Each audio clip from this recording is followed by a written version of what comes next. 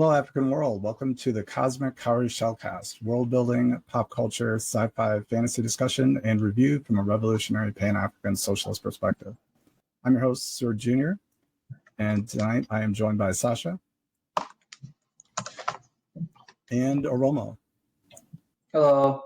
Tonight is episode 2, Alien, African, or American, where we discuss what the alien response to colonialism, racism, and oppression would be, what the human response to aliens who look African might be, and really a little bit about what does it mean to be alien, especially in this system. But first, let's get into our check-in, and we'll start with you, Romo. What is going on lately? What have you been watching, listening to, what you've been consuming? So recently I've made it like a conscious effort to kind of consume more Black and Black women's commentary on the world. I find myself often slipping into your run-of-the-mill socialist white boy for like my news and socialist media in terms of my content.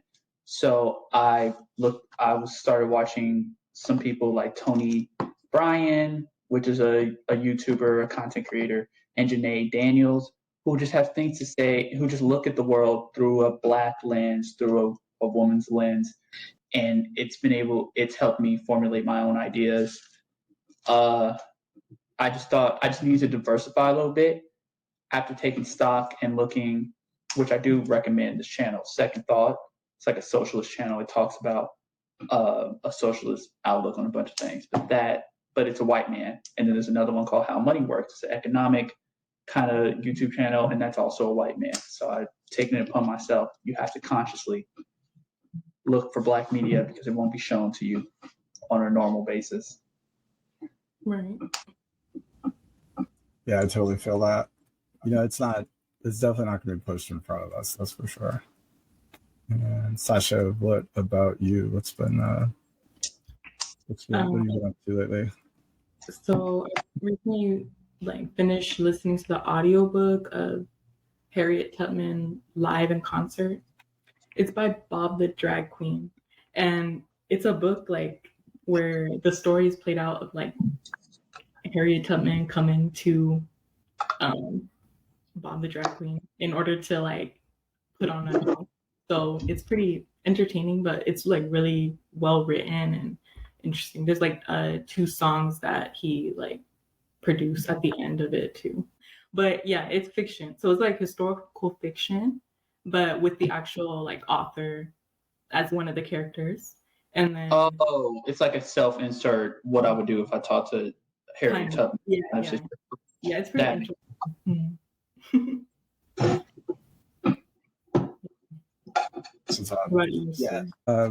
Speaking of Harriet Tubman, there is a new biography out on her life. Well, specifically one part of her life, the Combahee River raid. So it was this is a raid on the Combahee Ferry in the Civil War. So this is Harriet Tubman in her role as a scout, as a Union kind of special operative. And yeah, there's a new Pulitzer Prize winning book. They're one of the new cool Black scholars, Etta L. Fields Black. So yeah, definitely check it out. Harriet Tubman, the Combahee River Raid, and Black Freedom during the Civil War. I think it's cool because it really we have a tendency to view a lot of those folks as the thing that we maybe know them the most as. And Harriet Tubman was definitely a freedom rider, a railroad conductor. Yet she was also this special operative stuff.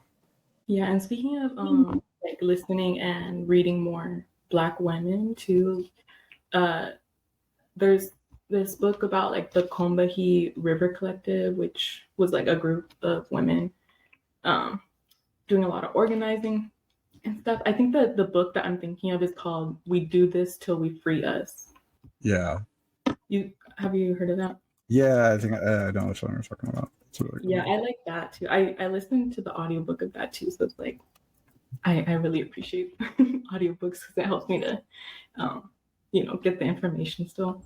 But yeah, like listening to Black women and like reading, you'll find that like these white boys, they're like very far behind, and like we've been talking about these things for a while. Yeah. And I think that the only reason why they're prevalent now is it's starting to hit home. Like white boys, on average, just due to the economy and the world, how the world is right now, it's like racism isn't even enough to shield them from it. Anybody in the working class kind of has to feel it. Like if I was a white man, the 50s would have been great for me. And I think that's why they kind of remits back to the 50s. Like, oh my God, it was so great. It was like, no, it just didn't hit you yet. And now it's hitting and it's starting to hurt, which is still bad. Like by the time white boys are feeling it, then we're really feeling it. It's not like, so it was, Yeah. but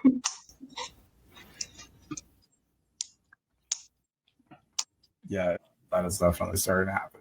They're seeing the regret, the Trump kind of remorse. Everybody knew where that was headed, but let's. So tonight's episode, Alien, African, or American. So really, we want to get into kind of the concept of aliens in general. We'll talk a little bit about whether we think there's life on the planets and kind of what that life might be, yet specifically really how would aliens interact with colonialism, racism, how would our folks here on our planet, considering our long history of prejudice and anti-blackness, how would we treat aliens that came to our planet looking like African folks? And we'll get into a little bit of kind of existentialism and what is the concept of alienation. So for the first question for the group, how would aliens respond to racism and colonialism? so I'm going to answer my own idea of this first, but I also think that aliens, it depends on where they came from, whether or not there was a fear of another. I think colonialism, I think they reached kind of like white people were in Europe, where they were fighting against each other, and then they found out there was something else out there, and all of a sudden racism is a thing. So I think that aliens might not have colonialism on their planet if they always knew that there were other planets, there were other aliens. But if it was just them for a little bit, then again, they don't have it depends on if they were predatory, if they had to be evolved to be predatory, kind of like the Iceman's inheritance says. White people were in the Caucasus Mountains. There wasn't a lot of resources. They had to kind of kill and, be savage to survive. And then that just got embedded into their culture and their way of being. So it depends. Were they a fruitful alien nation? Were they a alienation? Why are they out? Like, why have they found other countries or other planets? It's a good question. Yeah, really like where they start, and like it really gets to that question of how does racism evolve? How does it evolve on planets, and how much of it is connected to conditions on the planet? Like, is it scarcity? I mean, here on our planet, it's basically an imposed sense of scarcity. Is it our primate nature? Some people think. Is it, the Iceman inheritance and Marimba Ani of excuse me, one of our Black scholars, Marimba Ani, a lot of her work revolved around that, like just this concept that within white culture there's this missing kind of missing piece. And so yeah, I think how they would develop on other planets, whether they would be different, like would they have enough diversity, for example, on their planet to even sustain that kind of long-term hatred of one other group? Or would they be more, if they were more homogenous, would some other thing arise, So I think that's, would they develop colonialism or racism if they were homogenous? I don't know. I would like to believe that this was a freak accident. I don't want to believe that this is just sign of something that happens. I don't think they would have this kind of racist sentiment, especially if they had let's just give it and say they had like their planet is like mono, or what is it? Mono, like the weather. Their weather is mono scene. Isn't like a huge difference. I think that would make it so that they just like, this is just what we are, and there is no reason to come up with cognitive dissonance to go and take other people's land. Like if you look at Mars, it's weird. It's actually like the planet Earth is very weird in terms of its weather, and I think that actually has something to do with the racism.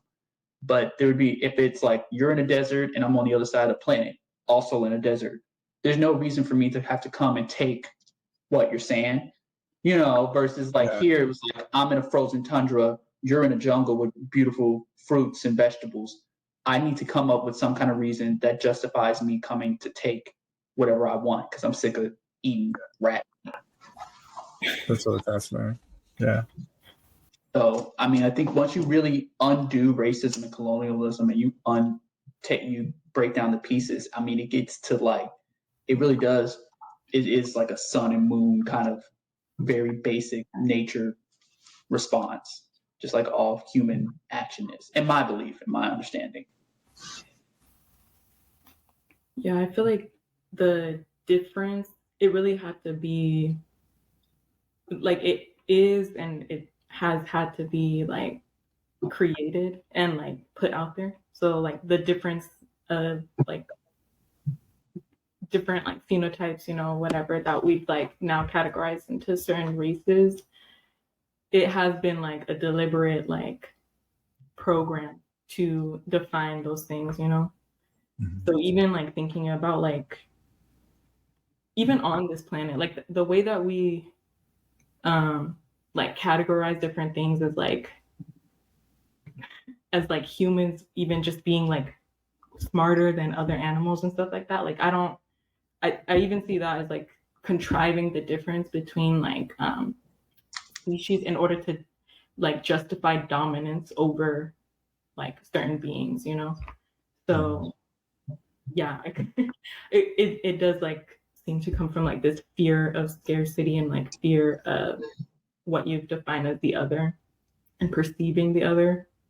That is what's taking place here and like what we're observing. Yeah. Yeah, it does seem like I hear what you're saying, Rama, on the different climates, because that has definitely, or there's a lot of theories about European behavior because of their isolation or the harsh climate. And yet, you know, you could always trade, you know, so it's like people up until the kind of like wave of racism and colonialism in the like 1400s, and that really got going. Like before that, there was a world, like things weren't perfect. We had a lot of warfare in the Middle East, a lot of fighting over the Euphrates River and over those like fertile lands. And there were worldwide systems of trade that like the European colonial conquest like really disrupted. And so there's like some catalyst somewhere that started that. And like, yeah, this concept of imposed difference or scarcity does seem to be like a lot of it. So here's a clip from here's one franchise's attempt to deal with that kind of question of whether aliens would develop racism on their own space. So here's Star Trek, the original series, The Last Battlefield. What is it now? An alien presence. Where? Right here, Captain. This ship is now under my direction. I will not return to Charon with him, to a land of murdering oppressors. He's a liar. Herded us together like cattle and then sold us as slaves. Beale, you keep this up and you'll never get to Charon with your prisoner. This will be your final battlefield. Your 50,000 years of pursuit will have been wasted. I am captain of the ship, and it will follow whatever course I set for it, or I will order its destruction. You're bluffing. Computer, destruct sequence 1A. Destruct sequence completed and engaged. Kill him! 6, 5, 4, 3, 2, 1. Just to kind of show them that he's even worse than they are. They don't cooperate at all. I'll blow everything up. Yeah, so this kind of like crude idea of the differences between them just being like illustrated by just them having two separate colors. But I think that clip shows something that kind of shows the idea that racism would exist no matter what, because the small difference of just the colors being swapped was enough for there to be racism, and it collides with history. As I said before Europeans found out that like black people were running around out here, they were like, the French are different from us. And France and like England and Ireland are right next to each other, and those are totally different people. Like the British and the Irish are totally different. There's like a complete. They're not the same as us. We're heavenly. They're evil and down in the dirt until. So, I think that not only does it say that like no matter how homogenous people or a species is, there would be racism, but also no matter how different. Like it's really just if racism serves a purpose, not really whether or not you can make a reasonable case for it. Because racism doesn't work on logic; it works on emotion and fear. Mm-hmm. Yeah. I think that's a really good way to put it. If it serves a purpose to some group that wants to control or take something from another group, then yeah, it shows up. This is a great another example to just stick to like comics and stuff. There's like an absolute Superman run, and this one he stays on the planet a little bit longer. I just saw part of this, and they all look the same. Like they're all pretty. Well, they're like humans. There's some that are black, some that are white, but that's not the difference. The difference is purely intelligence. Like if you're an intelligent person, you get to go in this like intelligence-based class system, and you get more money just based off of your IQ. And if you don't have, if you have a smaller IQ, you're working class and you don't get as many privileges. You got to stay out of certain parts of the city. And, it's interesting because you never hear like to them it's a perfectly viable. It's like, this is a provable thing. I know the quadratic formula, you don't. Therefore, I deserve more than you. And I mean, they're wrong, but it serves a purpose. It serves a way of differentiating the system, because I think the overall is classism before racism. It's a division of classes before there's a division of actual differences or phenotypical differences.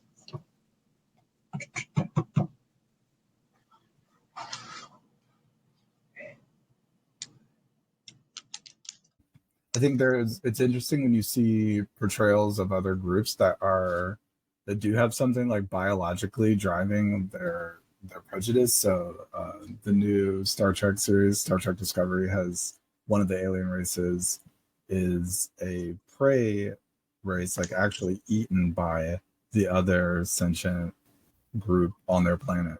So like they're kind of conditioned to be kind of more they're not confrontational, they're stealthy, they're kind of generally trying to avoid conflict, get away from predators, things like that, because that's how they evolved on their other planet, on their home planet. And there's this huge class divide, of course, and like oppression by the actual predatory group.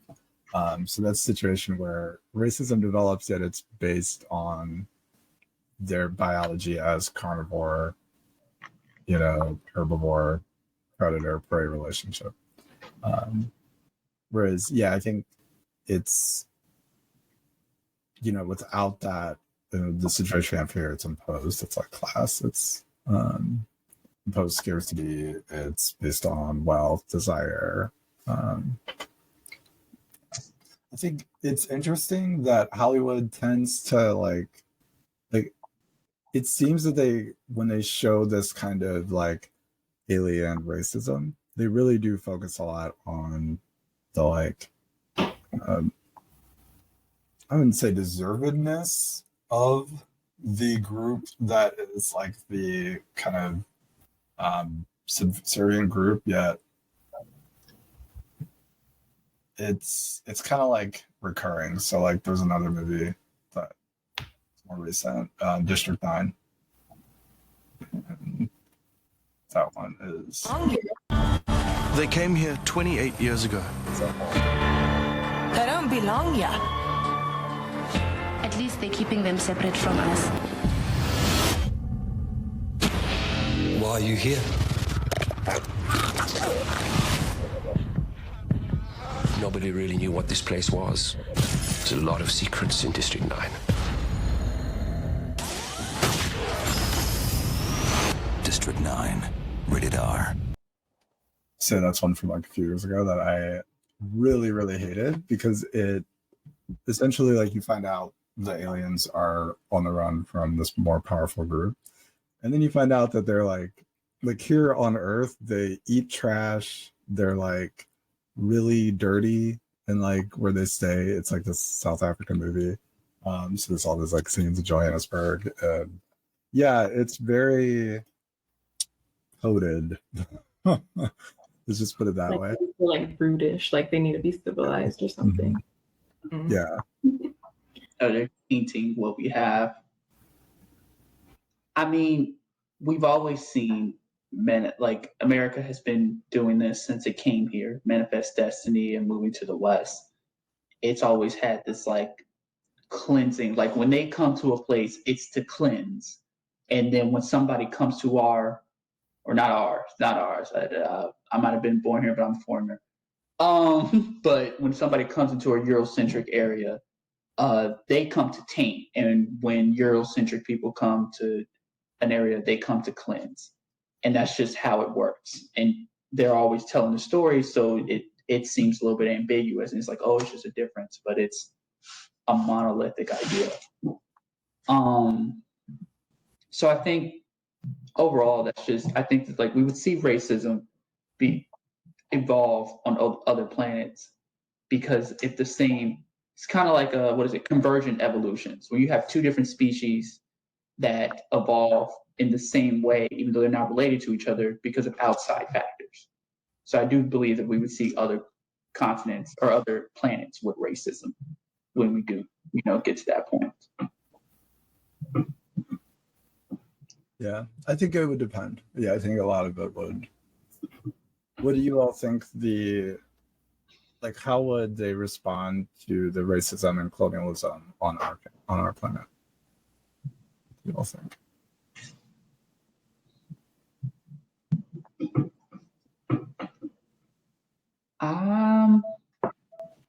I think a big culture shock would be the idea that you always need more. Like there's the idea of never being satisfied with the resources that are at hand. I think they would be surprised that there is no real scarcity on this planet. Mm-hmm. And so they would be confused on why there was such a class divide if it wasn't necessary. That's one part that I think aliens would find very confusing. Mm-hmm. Yeah. I've been trying to think like how to express my thoughts about the question.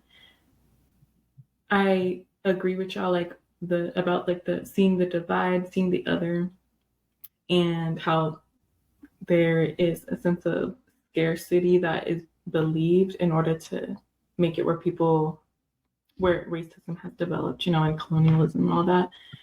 I like what you're saying right now too, Romo. Like I think that if we did not see if Europeans did not see people as different and create all of these different separations, and then also have kings and stuff and where they have other people doing their work and they're benefiting off of it, then we wouldn't have this sort of acceptance that there's going to be dominance or domestication of people. Yeah, so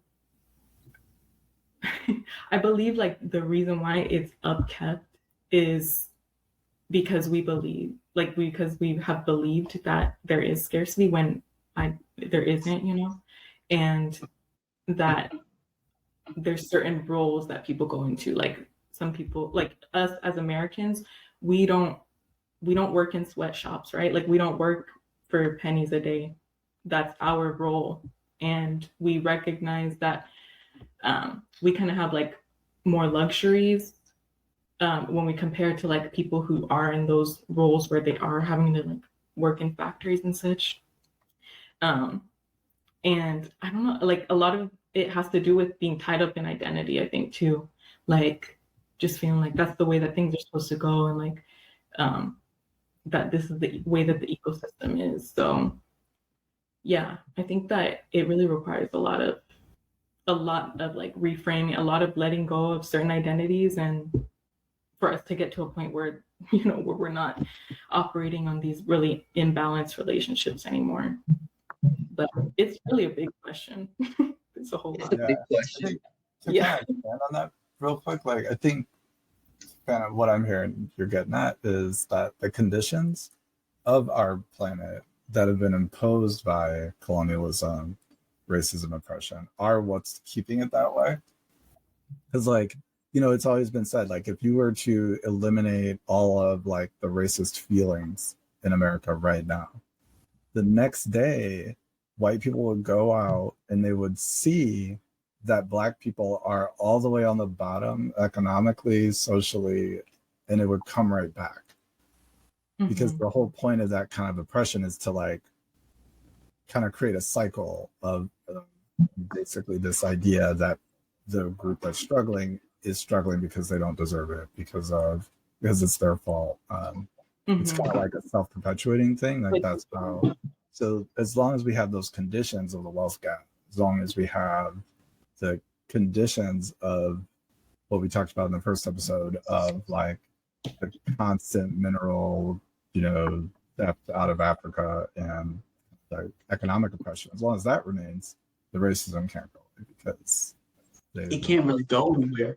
Yeah, they've imposed these artificial conditions. Also, and not only are the artificial conditions there on like the people who are oppressed, but it's there on the people who aren't. Like you have, like from birth, you're taught to just always want more, get more money, get more resources, like you don't just want to live in your house and own your own place. You want to live in your house, then rent somebody else's, and then have private equity in a high rise, and like have all these places that you can never possibly use. Right. And it's like it's so embedded in the society's way of thinking. This is like a kick I've been on recently because I'm in an economics class. But like in that class, they say that like, oh, there's infinite needs. And it's not like an idea that's pushed, it's just fact. People have infinite needs, and everyone has infinite needs. As a matter of fact, he said this person, like he used us as an example, saying you have infinite needs because you need food and housing and water. And Elon Musk has infinite needs because he wants more money. And it's like, it's just, I'm like, the fact that you're like like my need for food and his need for, I don't know, another trip, more countries to control is the same, is ridiculous. And yet that's how it's thought of. And it's thought of as the same kind of law as like the law of thermodynamics or the laws of gravity. It's just a fundamental way of being. And it's hard to fight that, especially if that's what you're taught as just being fact. Like it's hard to undo that.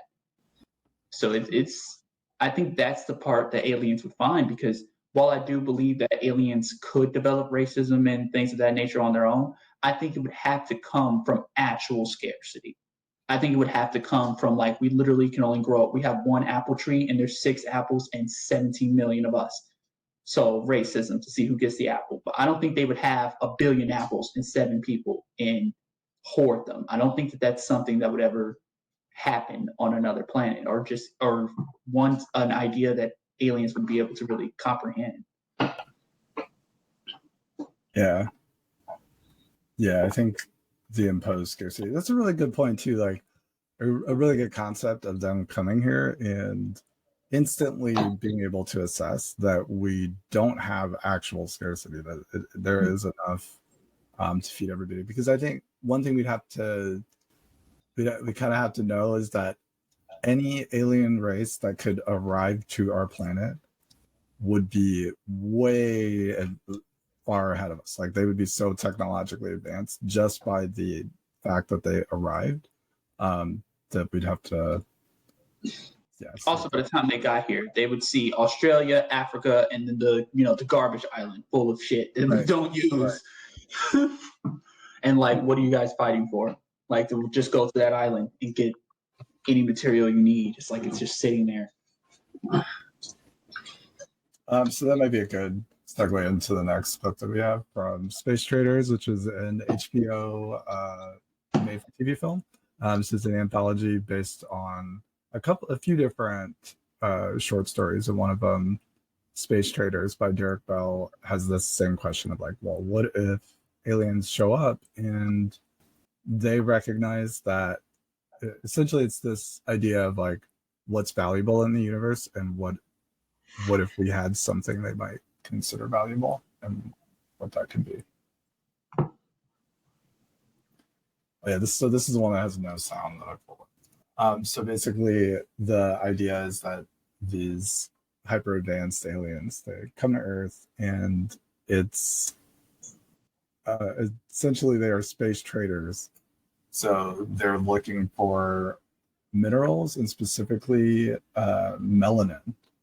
So they offer, there's this Reagan lookalike, they offer all the world leaders this deal, the leaders of America, a deal that if they trade all the black people in America, that they'll give them essentially like free energy, they'll cure all of these different diseases, and all they have to do is just like ship everybody off. So you've got a few black people, like the one dude who's like this black politician, who kind of don't know that if it'll happen to them. They're trying to make deals, and of course, in the end, I'll kind of spoil it. It does not work out. Derek Bell was known for this concept of Afro-pessimism, just the idea that essentially, as long as there are these divides, as long as we have this kind of gap, that we're not going to fix racism, and that if it came down to helping white people over black people, that white people would trade all of the black people in America off to space traders. So yeah, that's kind of like an extreme and fighting idea of like, how would they respond to our own racism? Would they recognize that like one group was the dominant, more predatory group, and essentially if they themselves were like predatory, would they just think, oh, like we can join in on this? This is just the way it is. I think in that example, and also the Afro-pessimism of like giving up, I just had to like say this quick part. I don't blame white people for like covering their own. I think that at some point it's like the issue is the continued mental manipulation. I think if it was just like war and slaveries of war, like Africa was doing for years, it would have been fine. The part where Eurocentrism, European like sickness comes into play is the control, the like wanting to be worshipped, the menticide side of things. And so I think if aliens came and saw that, they would go into even if they tried to get in with it, it would be a slavery of war kind of mentality rather than the full menticidal and like psychological hoops that you would have to jump through to get to the point where white people are. White people just don't just think that they're better. They somehow think that they're better, think that they're victims, think that they deserve this. Like there's so many contradictory ideas that they hold over blackness that I don't think anybody, even if they wanted to, could just hop into that place. It takes so much. I said a lot of big words, but the idea I'm basically saying is that I just don't think it's possible for people, for any kind of species or anything, to get to the position that white people are. And I think that's the real question. It's like, is it possible when we ask what would aliens think of this, or how would aliens react, like how would aliens react? Could aliens do this? The question we're asking is it what is it when you find an experiment? What are you trying to find? Recreatable. Like, can it happen again? And if we can figure out how it's happened, we can figure out how to undo it. And I think that's always the question we're asking. And some people, like, I think we want to simplify. If it was a simple answer, it would be easy to undo, but we would have been free, and we would have been, we would have been in Wakanda years ago. So I think actually that white people think that they're like not of this world. Like, I think that white people think that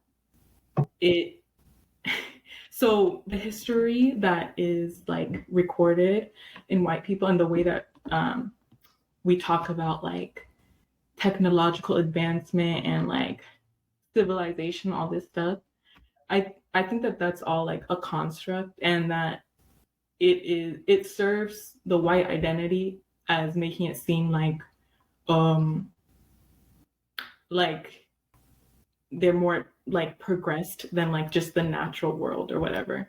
So I actually think that white people think that they're like not of this world and like some special thing that's not a part of the world or the universe, which it's obviously not true. But because there is this really disconnected, dissonant identity, it creates so much disruption in the actual like ecosystem. It just creates so much disruption in the way that things actually naturally, like if we could imagine it just being harmonious, because they have to like assert that identity through dominating like other humans, dominating like animals, and extracting from the earth, thinking of things as like in terms of like trade, and like, oh, you're like extracting resources from this place as if it's not also a part of your own world. So I think that identity of thinking of yourself as separate from the natural world, or like just the earth and the universe, is like really where the root of that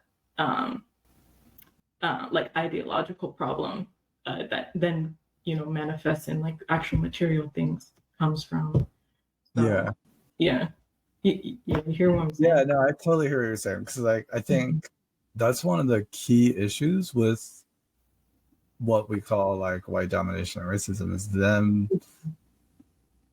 basically seeing themselves as removed from, above, outside of, somehow transcendent over the rest of humanity and like the planet. Like, yeah, I think that's a recurring spiritual, scientific, like just like recurring cultural touchstone in white thought and European thought, is this idea of the person like rising above their physical state, like even like within their spiritual systems. It's this idea of your soul, your spirit and mind rises above like the animal body that is like worse, not that they're two parts of a whole, like you are all equal parts of a whole as a person. Like even in their systems, it's always like, okay, the brain is superior. In the Bible, Paul talks about beating his body like a slave. Like, so like even the way they think about the natural world, right? It's like in the body, in the material is demonized, like shunning like sex and stuff, and like just like, oh, you have to rise above like anything that is like tempting you, like like just that framing too, as if it's just like something that is evil. And it just creates like disintegration. You ask some white people, there's this idea called like this, I don't know if you guys have heard it, but like the starseed children. Oh yeah. They're like exactly what you're talking about, where they like, oh, I get light languages, and they're ridiculous. There's a white woman, and they're millionaires. Like they get, other white people pay them millions to be told that they're better than everybody else and that they're special, even in a world where they already dominate. They need to be spiritually special. And there's this one white woman, she went to Egypt, and they were like, you can't and the Egyptians were trying to talk to, and Egyptians who also colonized, and Arabs, we know this, but even they were like, hey, you can't just go around in the pyramids. And she went in, and she was like, are you choosing me? Am I special? I'm surprised she didn't get like the hand cut off treatment that those women in Brazil got, but she might have been too high profile for that. But if you look, like Sir said, even in angelic terms and biblical terms, it's like rise above and shun sex, shun any, like you have to, they think love is something special to them. So that's why they hype it up. Like, oh, wait for the right person and practice restraint in, human, like basic human belonging. They have their priests who go and sit in corners in books, like they covenant all these ideas that they can't hold to. And, it's like the lie of being this special thing. That's where this is where like I get kind of broken, and I'm not white, so I don't really understand it. But like, it seems like more than even practicing these ideas that they follow, they want everybody else to believe that their ideas are correct, even though they refuse to practice them. Mm-hmm. Like Trump, like think about all the supporters. They're not devout Christians. They don't follow. I don't think they go to church every Sunday, and if they do, it's for potluck. Yet they want everybody to believe it. And it's just, I don't understand. That's one part I never understood. I'm like, why not just practice what you preach? You control all of it. Just, say hot dogs are your new Jesus instead of trying to pretend like you want to eat bread and wine. Yeah, the depths of hypocrisy there are, that's serious. It's unneeded hypocrisy. Just create a religion that like works for you. It's like, yeah, instead of the new blood of Jesus is Bud Light.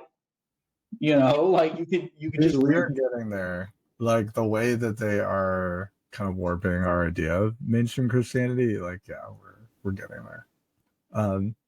Yeah, I wanted to like kind of touch on this idea that further, like the what's human and alienation conversation. Like, I think. So white or European thought removing itself from the body, removing itself from the planet. I think that really gets to this idea of like, well, what is alien? What's our standard of humanity when we have a dominant group that has warped that concept? That and I say that like really seriously, like really specifically, they've warped our whole concept of humanity by adding all of these different degrees and layers that aren't actually there. So it's like, we keep kind of touching on Derek Bell and this recent debate about Afro-pessimism. Yeah, one of the points that I think Derek was trying to make, that later writers like James P. Hale in The Dark Delight of Being Strange make a little bit better, is just how their concept of humanity is not the end-all be-all correct concept of humanity.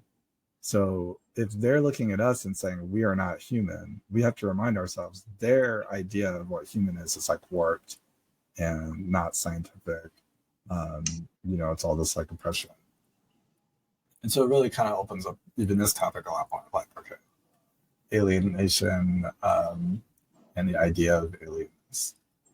There's a superhero known as Icon, who is essentially like a Superman stand-in, that he starts out on his own planet. He's like this alien warrior, and he's like escaping from his ship, and basically like he's got this like thrilling kind of super spy escape.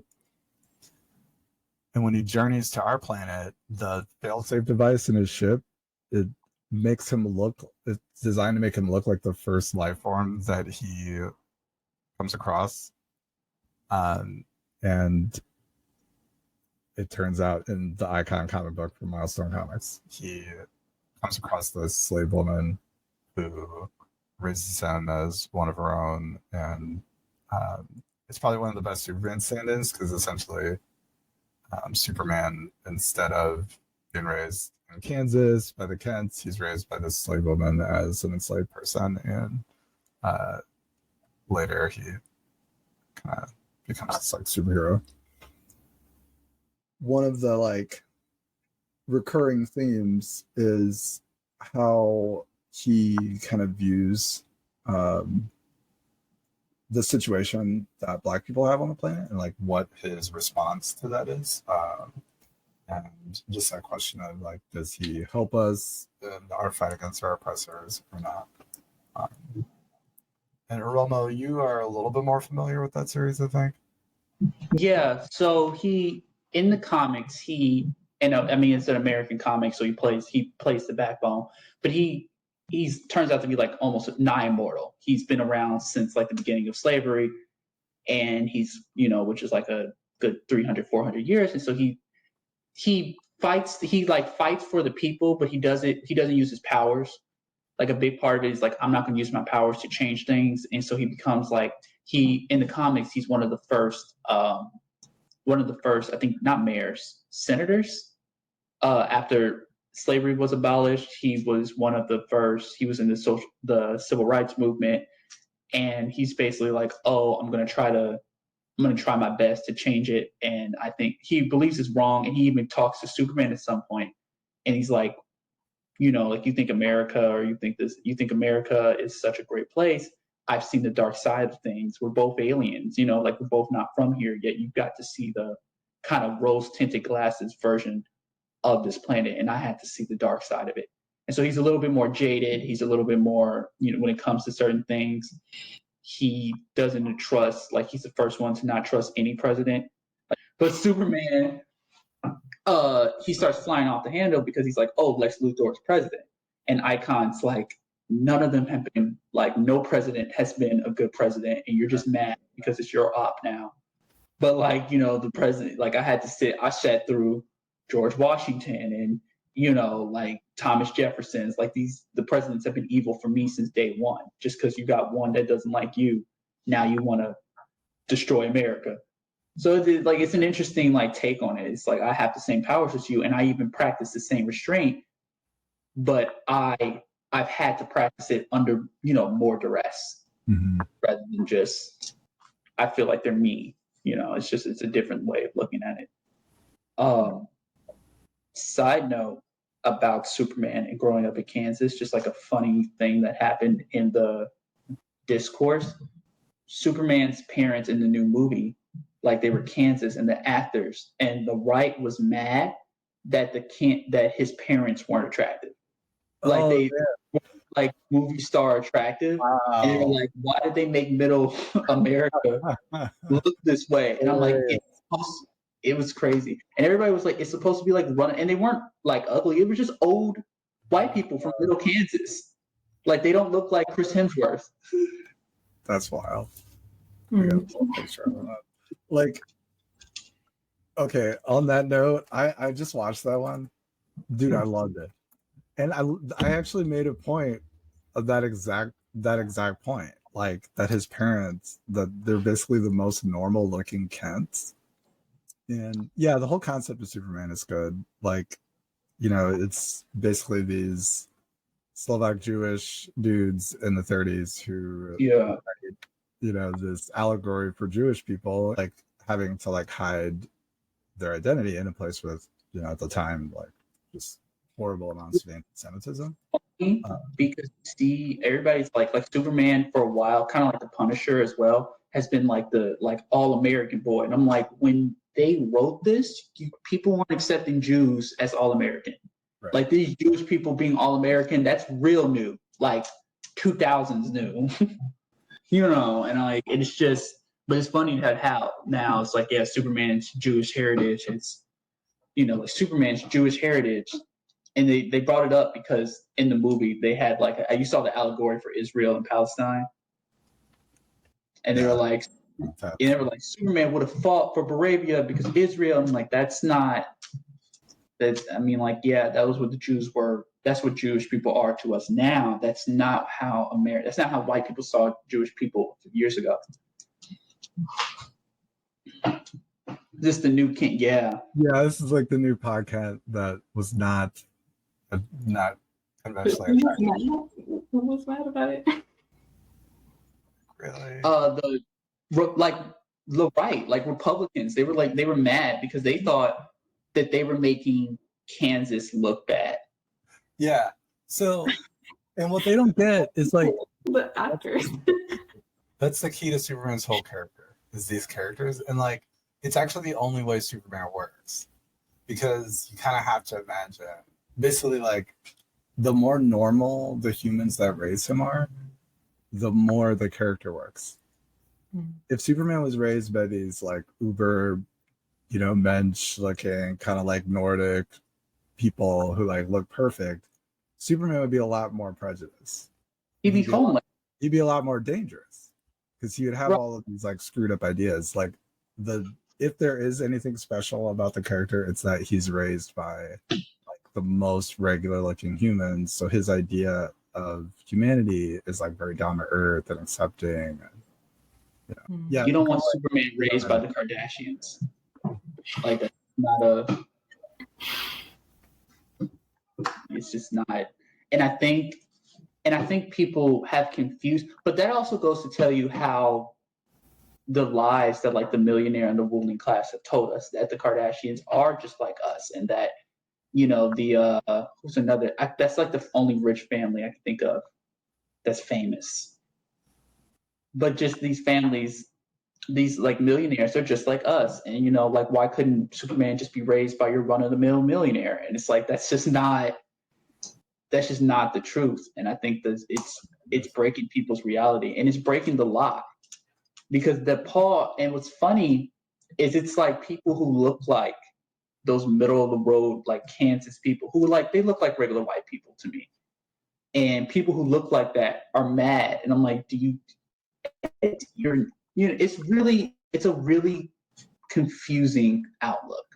And didn't he like fall out of the sky? Like, so it would be random, like by probability. Yeah, random. Like, yeah. Yeah.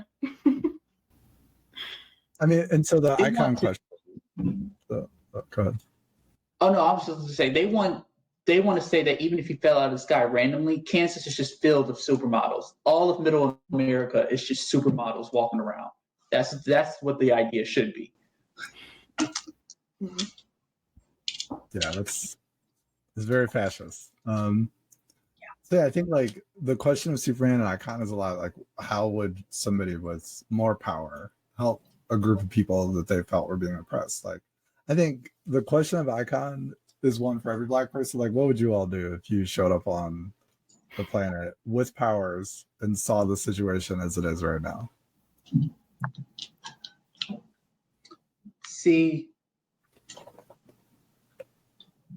the real issue is that you can't even, and this is strictly like a military mind, I would just become the next, like the one weapon. It's like if you gave somebody the ultimate nullifier. Like, yes, we have it, but we have one. I can't be everywhere at once. And so what you would do is I would either have to take over and become dictator myself, or at least dictator, and just say, I'm just gonna have to swap this whole thing. Because I don't think white people could stand it. I don't think they could stand. I think they could stand being subservient. But if somebody came in and like equaled the playing field, and then it was actual equality and actual society, I think that would be more difficult for white people to adhere to than just being under. They understand under, right? Like white people understand under. They understand that kind of mindset to be in an actual equalized society. They would say, well, if we're in an equal society, then somebody needs to be on top. If you're not going to take this opportunity, we will. So I think I would have to put Black people on top, just because I think it's the only way that like Europeans can function in a society.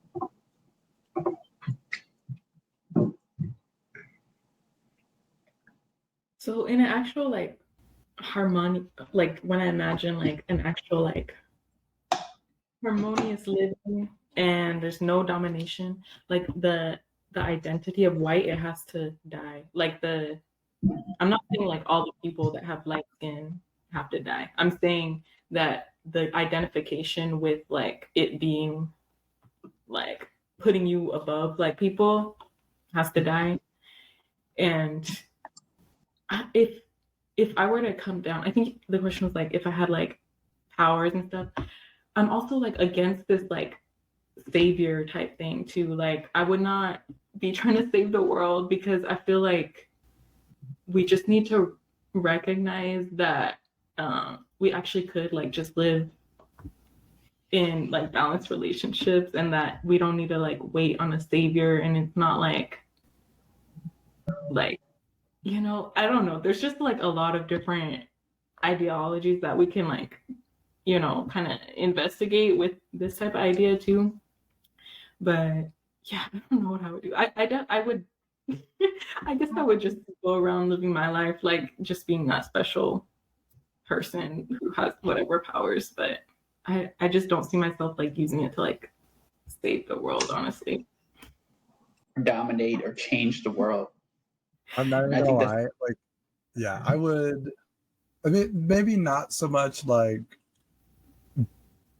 fight a war to like put Black people like on top, like necessarily.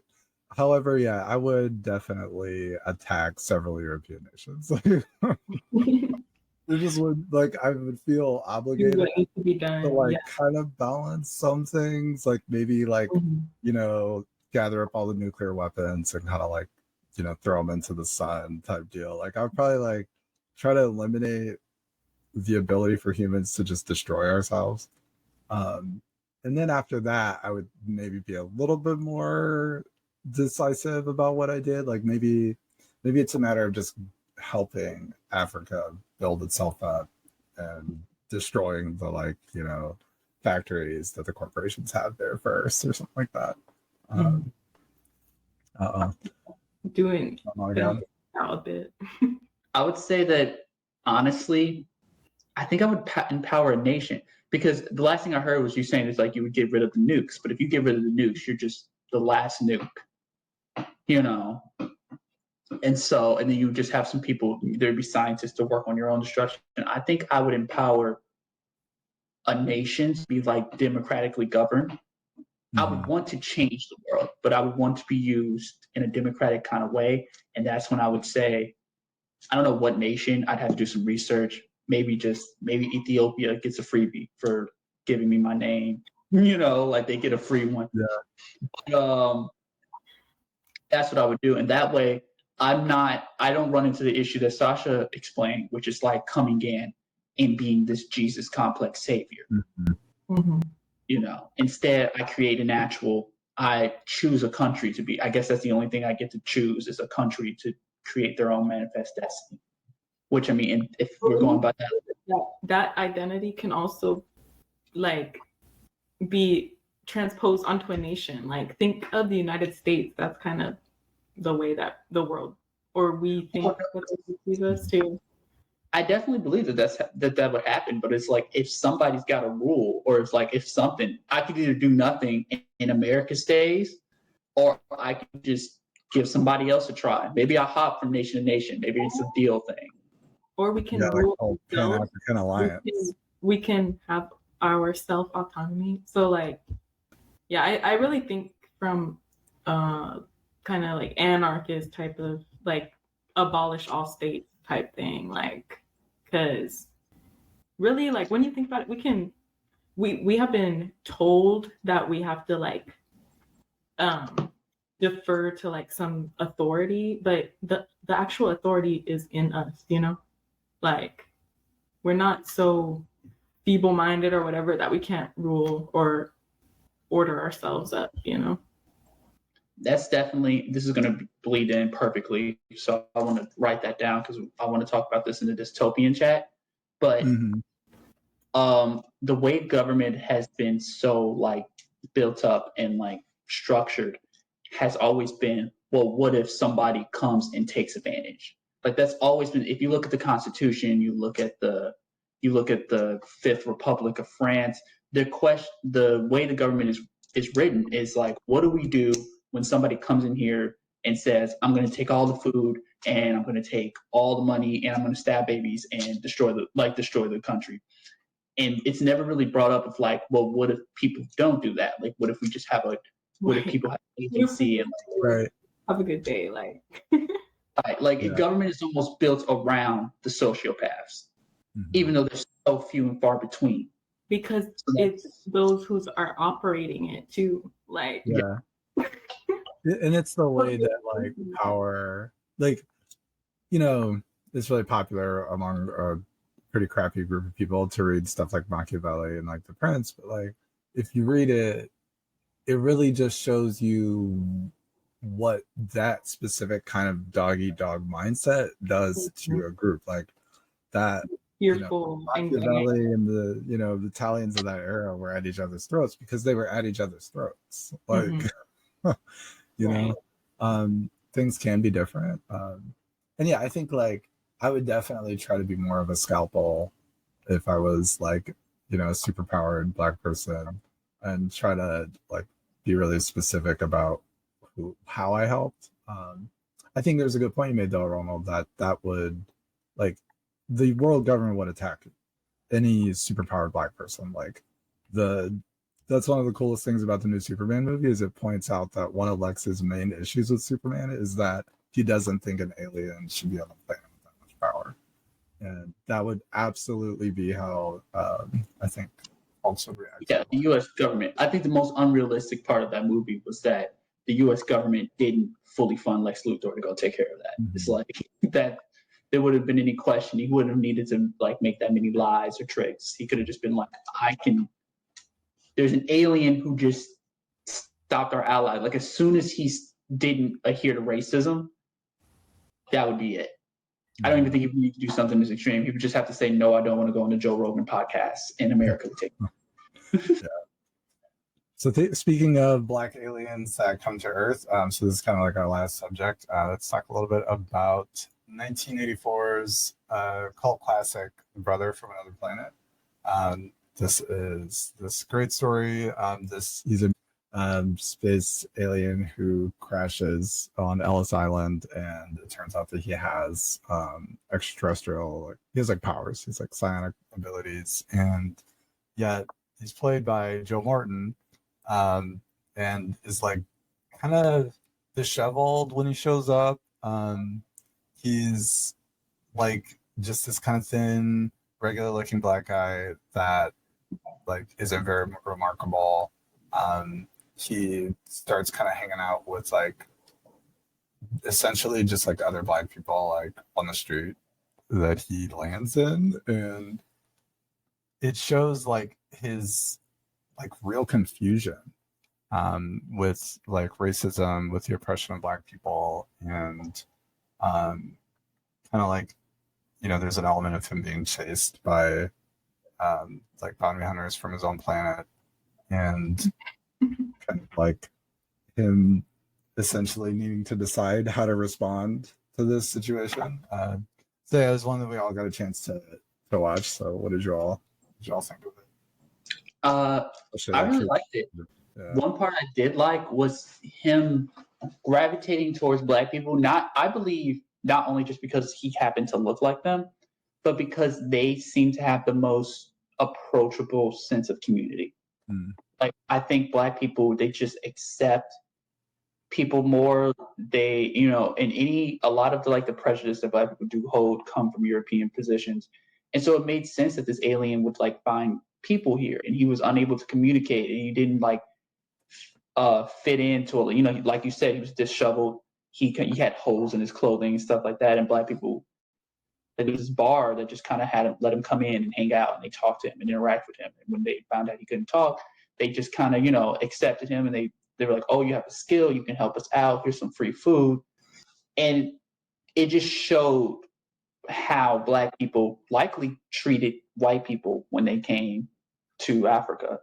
It was a very human aspect, just to see that aspect of Blackness isn't gone, and I still don't think it's gone. That was my favorite part of the movie. Yeah. Yeah, like when he first got there, he tried to like eat fruit and stuff too, and then the Asian woman, like, you know, since he didn't pay, she like sent the police after him eventually and stuff. So yeah, it makes sense. Like it's kind of like he was dropped onto the earth, and like because he's black and he looks black, it's like he now experiences it, all of these like systems from that perspective, and I guess it just naturally happens. So then he's gonna be with the black people. Mm-hmm. Yeah, I'm wondering how much to spoil this movie for our audience. Yeah. I mean, I don't think it's spoiled. Well, yeah, like the ending. I was like, ending. I feel like Brother from Another Planet is like one of the most radical black like sci-fi movies. Like the hero is takes the most pro-black actions. Like he doesn't arrive on our planet and see that black people are like in poverty and experiencing like street violence and decide to start fighting against black people. Like he doesn't take on like the neighborhood gang or something like that. And he doesn't even like, he could go after the police, yet he doesn't even do that.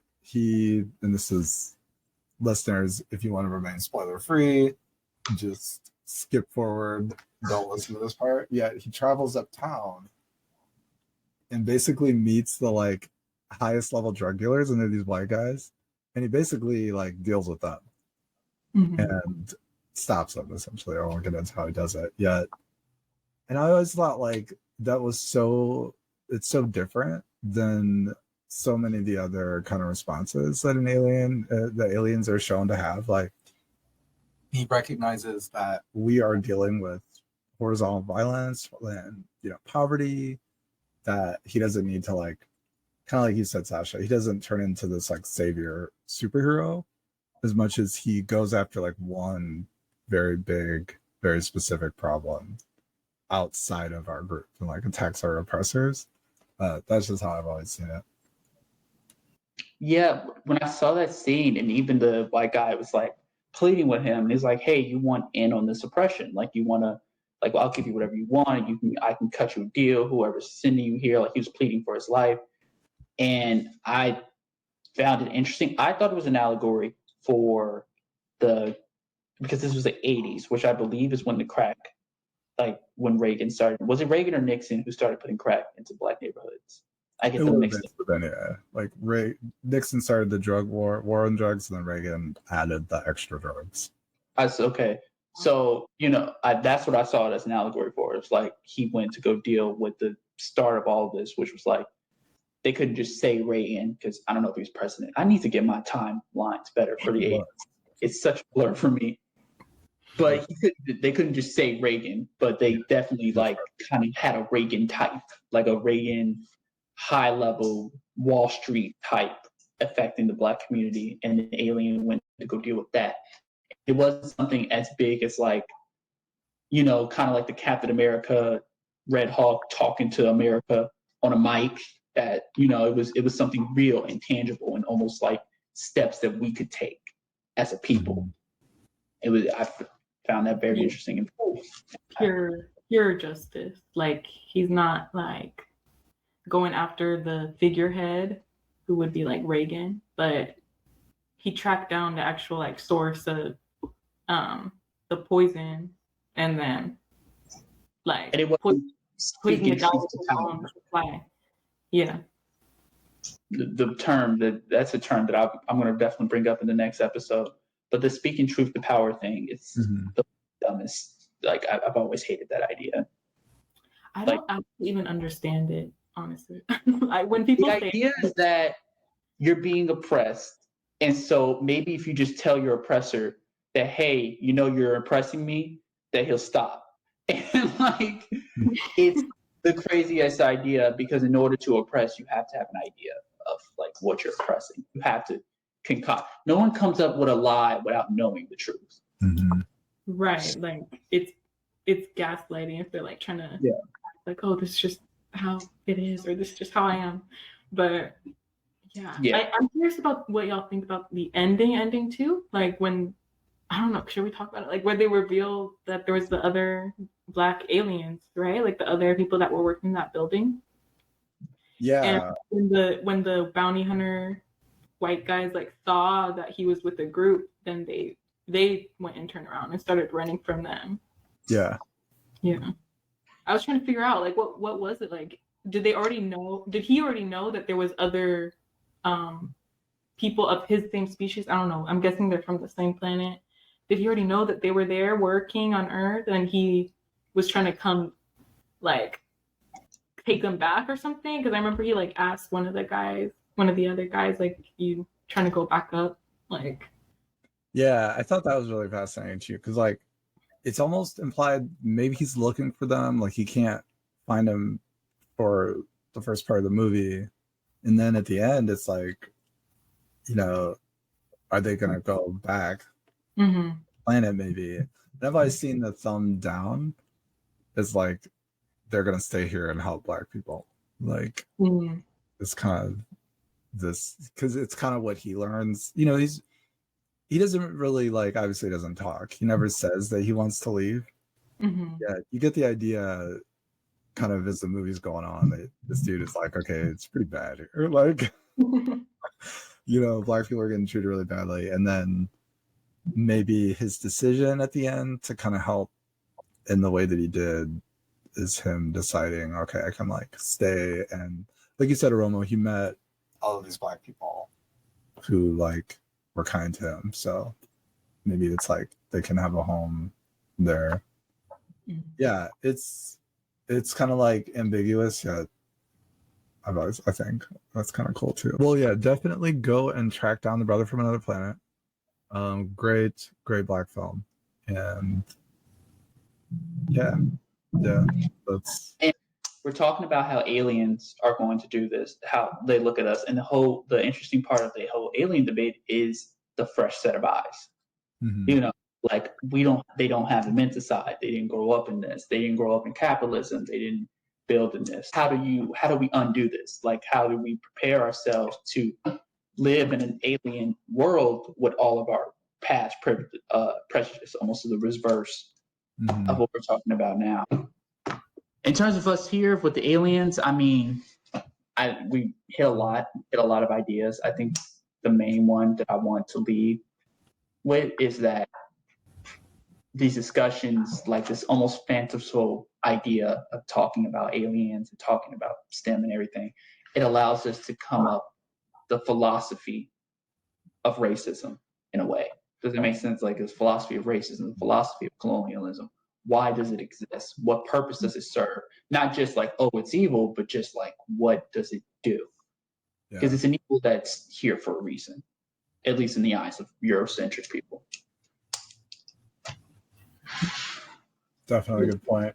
It's a good way to kind of see our perspective and our situation from a different perspective. Speculative lens. Yeah, it can expose racial ideologies. All right, listeners, our next episode will be likely episode 3, dystopian. Yeah, you know, we'll see what happens. And if you have any ideas, anything like that, email us. And of course, like and subscribe at African World Order. And that is our show. Thank you, African World. We will see you next time. Good night. Good night.